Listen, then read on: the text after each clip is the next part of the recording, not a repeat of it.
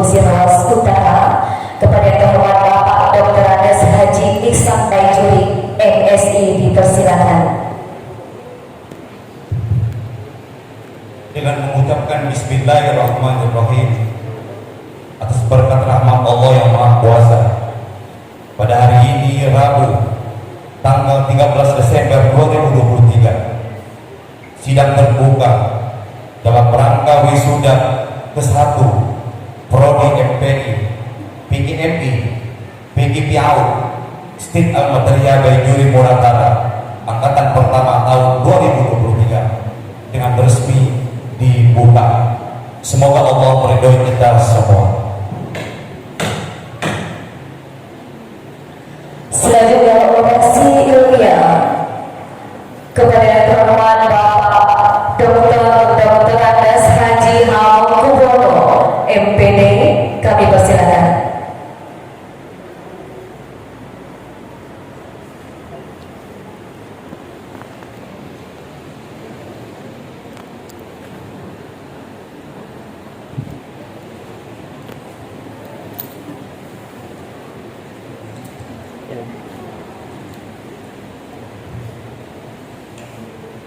Bismillahirrahmanirrahim.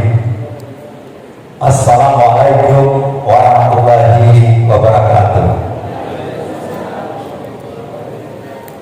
Alhamdulillah alamin, assalatu wassalamu ala sayyidina wa ala alihi wa sahbihi ajma'in. Asyhadu an la ilaha illallah wa asyhadu Muhammadar Rasulullah. Allahumma shalli ala sayyidina Muhammad wa ala ali Muhammad. Saya ada sedikit, namanya Profesor Dr. Haji Hamkubono. Berbeda antara dokter dengan profesor. Dan ini apa sih singkatan? Honornya juga lain kalau dokter sama profesor. Baik, pertama kita bersyukur kehadirat Allah SWT di pagi kesempatan ini dan diberikan banyak karunia. Bapak Ibu masih bisa tersenyum, itu karena karunia yang diberikan oleh Allah SWT berupa kesehatan, kekuatan, kesempatan, kemudian waktu dan seterusnya. Salawat dan salam kita bermohon kiranya selalu tercurahkan buat junjungan kita Nabi besar Muhammad SAW yang memberikan kita pendidikan, pengajaran, keteladanan, hukum, adat, norma, kaidah, nilai-nilai keteladanan yang untuk kita imani bagi yang menginginkan hidupnya harmonis di dunia, harmonis di akhirat. Yang saya hormati, yang saya muliakan, Ketua Senat Yayasan Ketua Senat Sekolah Tinggi Al-Materia Muratara beserta anggotanya yang saya hormati dan saya muliakan, Ketua Sekolah Tinggi Ibu Tagia Al-Materia Muratara beserta Wakil Ketua 1, 2, dan 3 yang saya hormati dan saya muliakan, Bapak Bupati atau wakilnya atau putusannya Kabupaten Muratara yang saya hormati dan saya muliakan, semua kepengurusan, kepala unit, kepala pusat, dan para dosen yang saya muliakan. Ada Ketua ICMI Kabupaten Muratara, kemudian Bapak Kadek Amil yang saya muliakan, tokoh pendidikan yang tidak bisa sebutkan satu persatu pada kesempatan hari ini, kemudian seluruh civitas akademika Sekolah Tinggi Al-Materia yang berbahagia, orang tua wisudawan, wisudawati yang berbahagia, para wisudawan dan wisudawati, segenap undangan yang besar bergelar, yang kecil bernama, yang tidak bisa saya sebutkan satu persatu. Di waktu yang sangat sempit ini, saya terpaksa sedikit ubud. Kalau tidak karena bulan, tidak bintang memilih hari, kalau tidak karena Tuhan, tidak saya datang ke sini. Sungguh rindu bulu perindu, tidak memancing ikan kerapu, sakit sungguh menanggung rindu, menunggu waktu untuk bertemu. Terima kasih atas waktu yang diberikan kepada saya sesuai dengan tema kita hari ini, menghadapi era digitalisasi. Lulusan Sekolah Tinggi Materia Al-Materia Muratara siap menghasilkan lulusan yang inovatif, kompetitif, berkarakter dan mandiri, membangun Muratara berdaya. Bapak Ibu hadirin sekalian, kalau Bapak Ibu pergi ke Afrika, di sana tertulis untuk menghancurkan satu negara tidak harus perang saudara, hanya menghancurkan generasi mudanya, maka hancurlah sebuah negara. Kita sekarang hidup di zaman milenial atau kita sebut dengan generasi Z atau Gen Z. Ditandai dengan apa? Sekarang kalau orang mau membuat mirip seseorang, dia cukup cloning saja. Misalnya kita idolanya siapa, seseorang cukup cloning saja.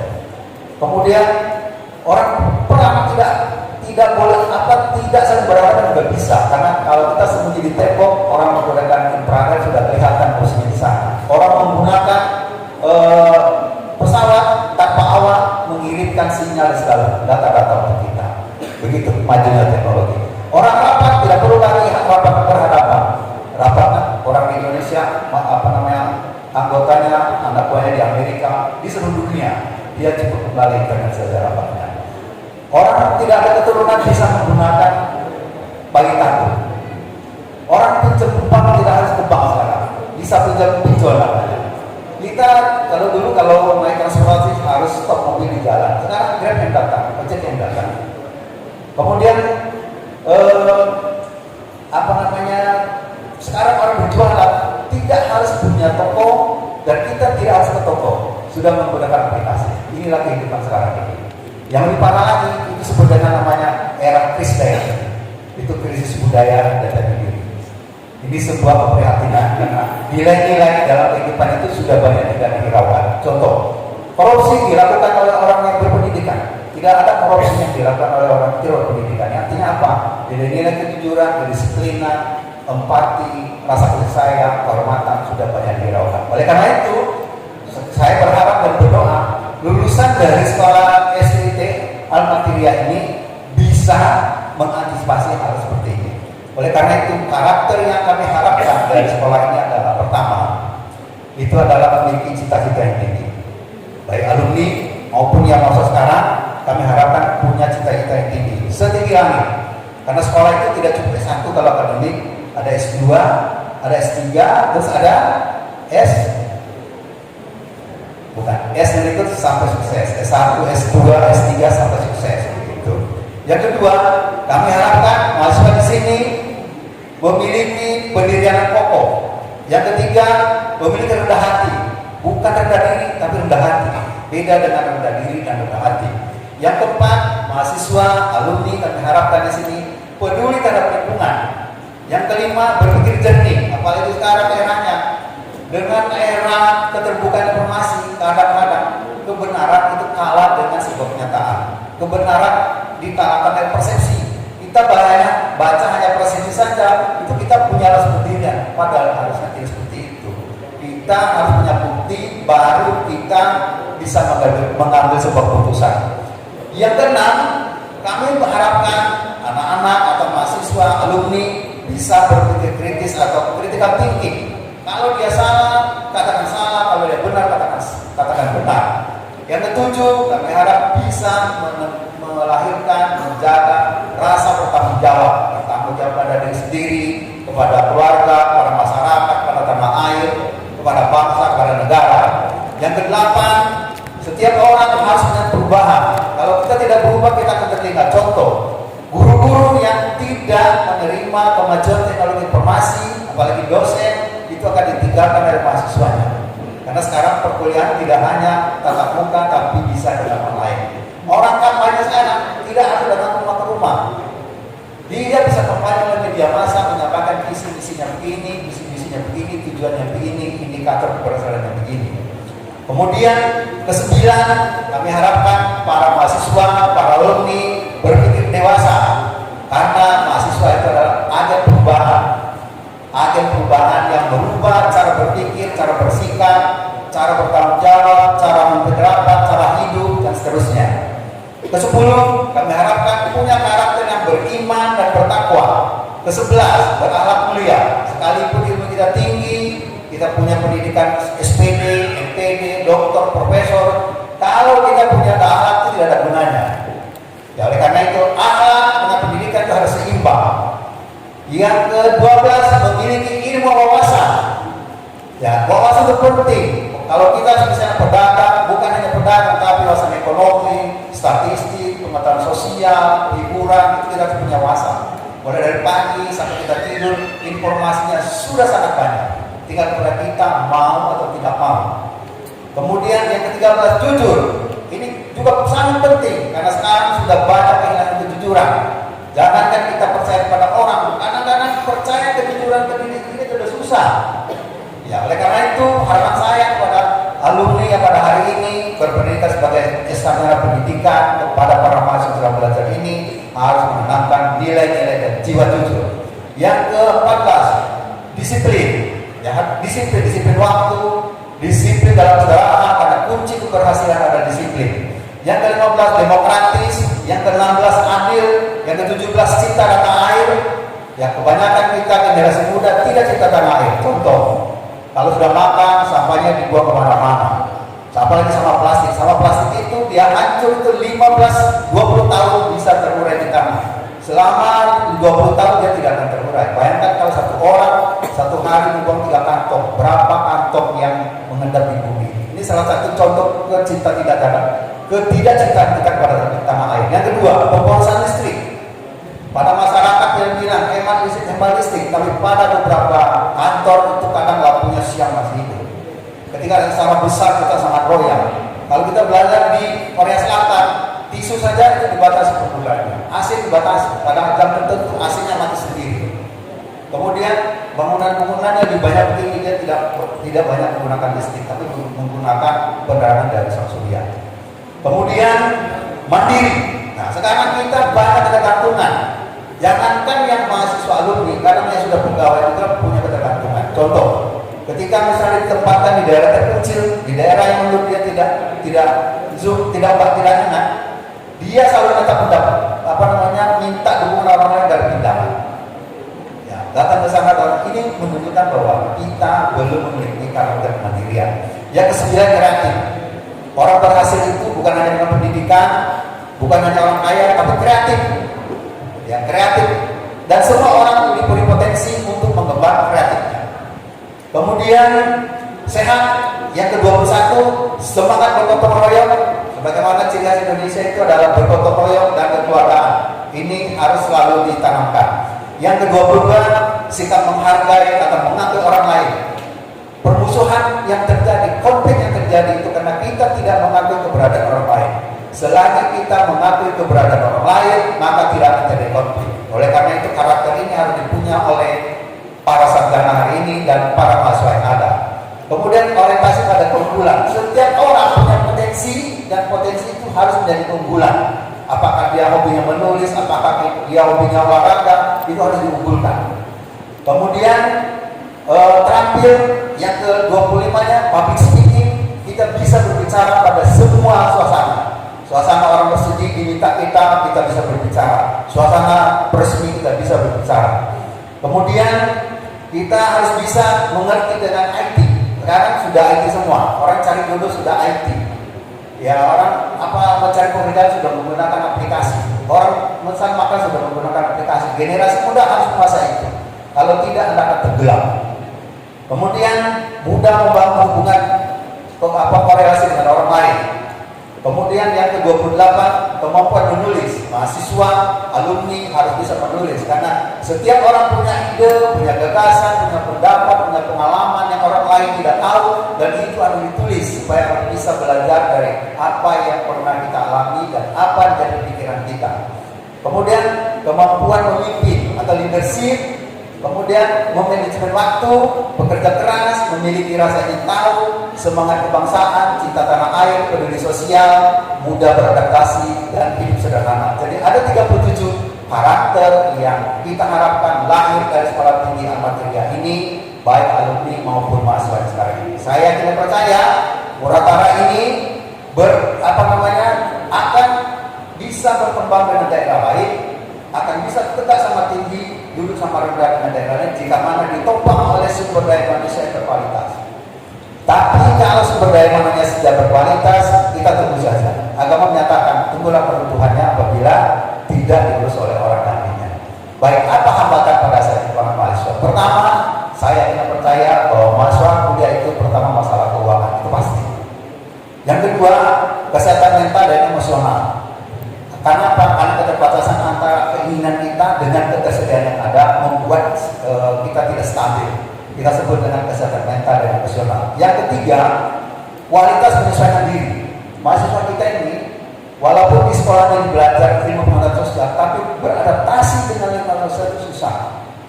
Contoh, saya kasih contoh. Belajar bahasa Inggris itu dari SMP, SMA 6 tahun. Sekarang apa yang kita peroleh dari bahasa Inggris 6 tahun? Ada yang bisa bahasa Inggris selama SMP, SMA 6? Nggak ada. Apalagi misalnya belajar DMI bahasa Arab 6 tahun, MTS 3 tahun, MA 3 tahun, 12 tahun. Apa bisa bahasa Arab? Tidak banyak. Belajar matematika dari berhitung dari SD, SMP, SMA 12 tahun. Apa yang diperoleh dari matematika dan berhitung? Belajar kesenian dari SD, SMP, SMA 12 tahun. Apa jadi penyanyi, penulis, penyanyi, komposer, dan nah, ini artinya bahwa kemampuan penyesuaian diri juga sangat kurang.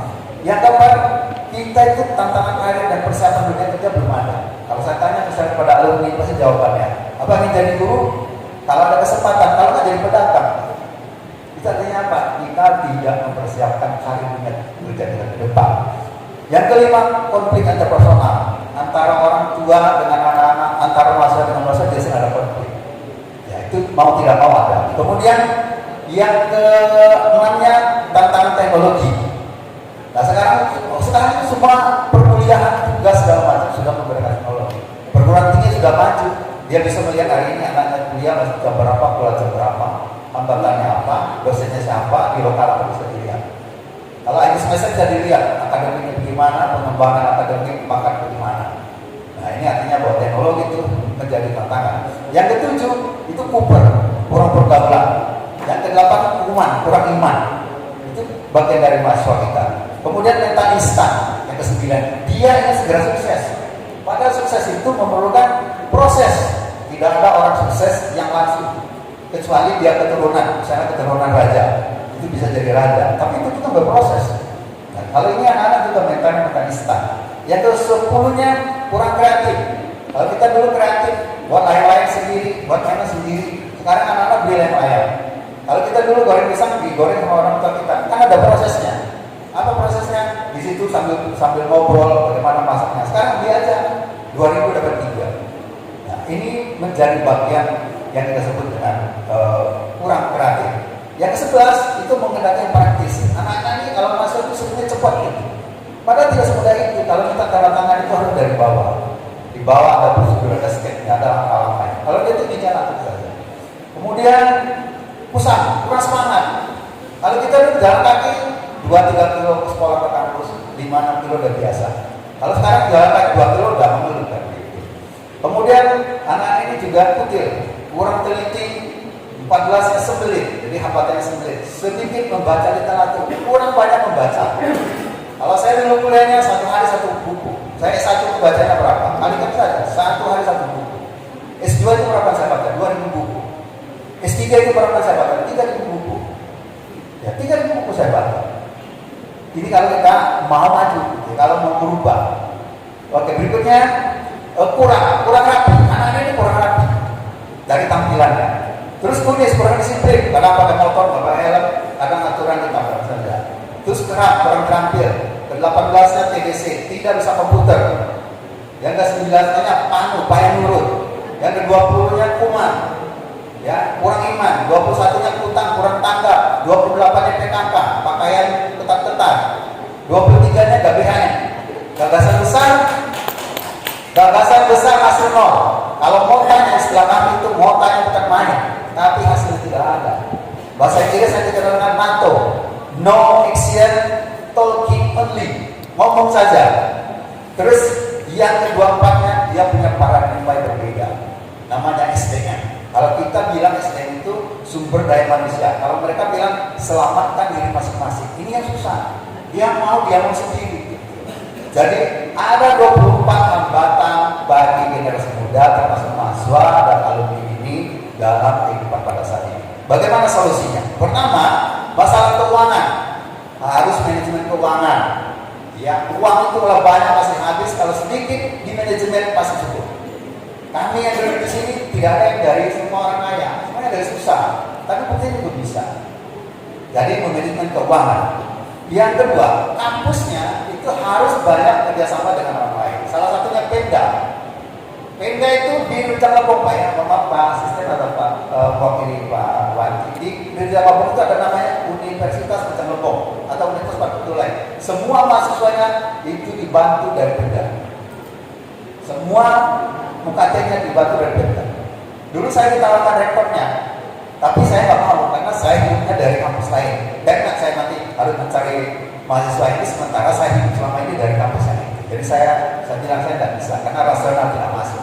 Jadi Pemda sebenarnya nanti Pemda tidak berdiri sendiri, tentu yang ini kan wakil rakyat kita di DPR. Tapi untuk menyampaikan inspirasi itu penting ya. Kemudian bisa juga dari BAS ya, Badan Kesakan. Kemudian bisa dari BRI, dari BSI, dari bank-bank lain, dari pertambangan, dari perusahaan-perusahaan besar, dari lembaga-lembaga pengelola keuangan itu bisa kampus.